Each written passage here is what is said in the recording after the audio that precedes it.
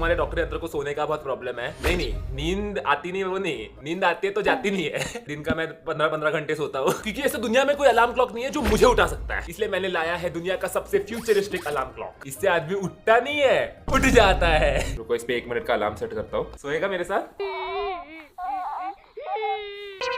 रो मत सो जा। Good night.